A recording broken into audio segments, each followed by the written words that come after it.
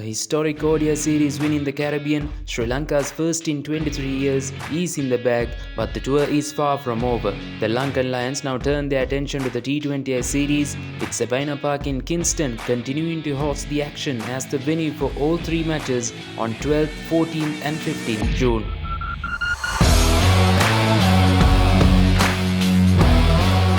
Since the conclusion of the 2024 T20 World Cup, Sri Lanka have struggled for consistency in the shortest format. The Islanders have played 40 T20Is during this period, winning 16 and losing 22.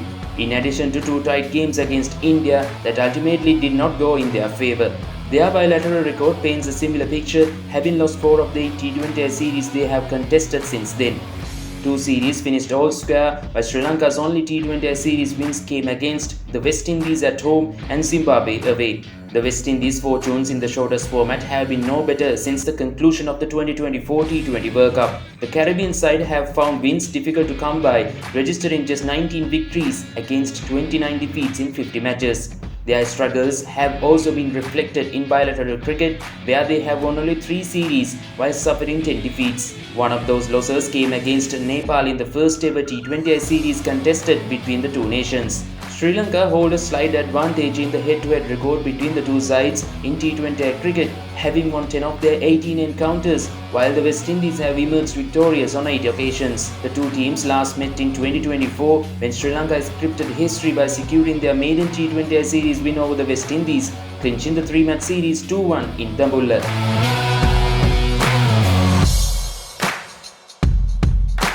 Following a disappointing campaign at the T20 World Cup 2026 on home soil, Sri Lanka now turned their attention to rebuilding for the 2028 edition.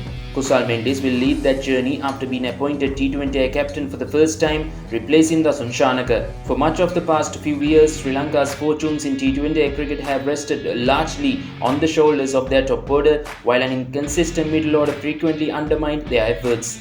The emergence of Pawan Ratnayaka ahead of the World Cup helped address that long-standing concern, adding both stability and confidence to the batting unit. As Sri Lanka begin a new cycle, sustaining that contribution from the middle order crucial in a format where momentum shifts in an instant. More importantly, the Islanders will need to tick all the boxes across batting, bowling and fielding if they are to become a more formidable force away from home.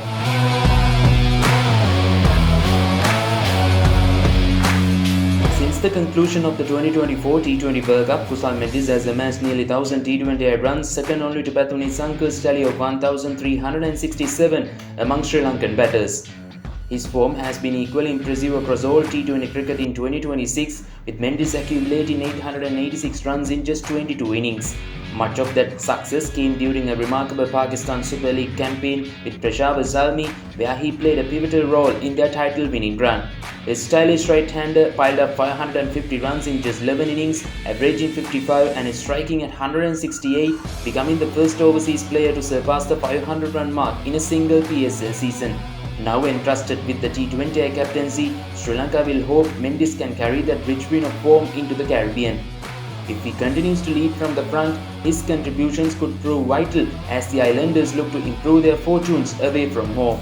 As we highlighted ahead of the ODI series, skipper Shai Hope remains one of the West Indies' most dependable performers. While his consistency in the 50-over format is well established, the wicketkeeper batter has also become a key figure in their T20I setup.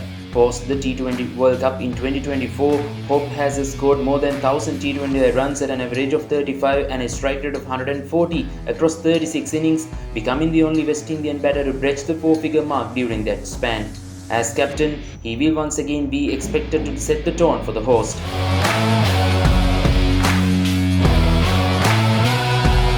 Sri Lanka welcomed back several key players for the series, headlined by the return of Wanindu Hasaranga, whose World Cup campaign was cut short by a left hamstring injury. Eshan Malinga is also back in national colours after recovering from the shoulder injury that ruled him out of the global event, having enjoyed a breakthrough IPL season with Sunrisers Hyderabad, where he finished as their leading wicket-taker.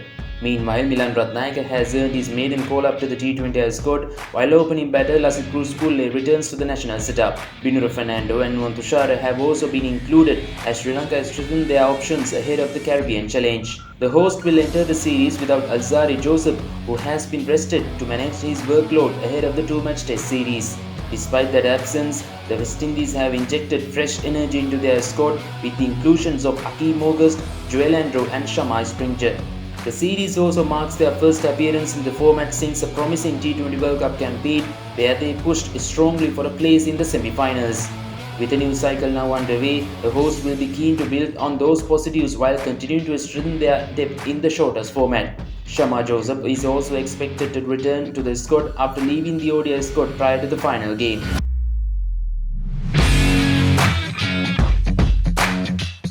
The Sabina Park pitch in Jamaica generally offers a balanced surface with historically reliable bounce, favouring fast bowlers early on before becoming progressively more batter-friendly as the ball gets older. However, the wickets tends to slow down over the course of a match, bringing spinners into play during the middle overs. Teams chasing have historically found success, though surfaces can sometimes grip and slow down, making defending targets viable if the spinners execute well. Conditions are expected to remain warm and humid with a slight chance of rain in the first game, potentially bringing brief interruptions.